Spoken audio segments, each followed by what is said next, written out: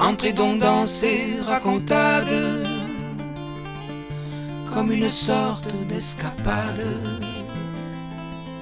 dans cette prose qui se balade,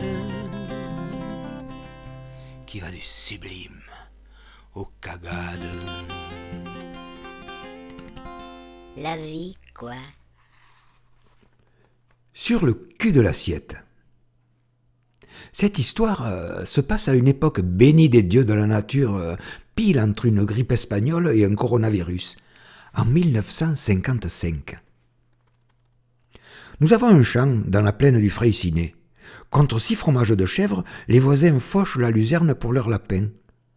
Leurs fromages sont délicieux, mais souvent peuplés de discrets locataires. Parfois, à table, d'un bout de fromage déposé sur le cul de l'assiette, ah oui, faut vous raconter que chacun, à l'arrivée du fromage, retournait son assiette, évidemment après l'avoir scrupuleusement épongé avec un bout de pain, au risque d'avoir épongé la table plus tard. Ce tour de magie avait 2 avantages, avoir une assiette propre en 2 secondes et ne rien gaspiller. Faut avouer qu'au cours de cette manœuvre délicate de retournement d'assiette, c'était une occasion pour les invités de constater que nos couverts n'étaient pas en porcelaine de Limoges.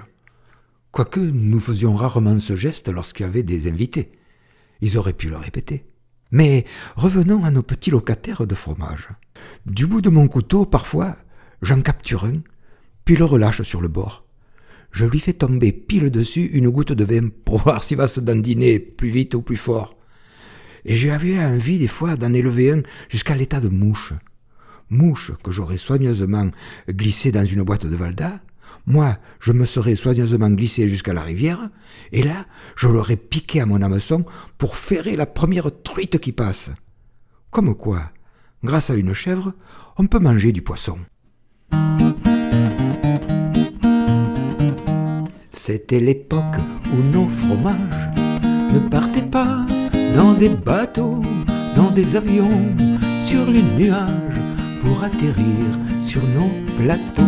Mais aujourd'hui, le Saint-Nectaire, pour être mangé au pays, doit faire le tour de la terre. Pourtant les vaches sont d'ici.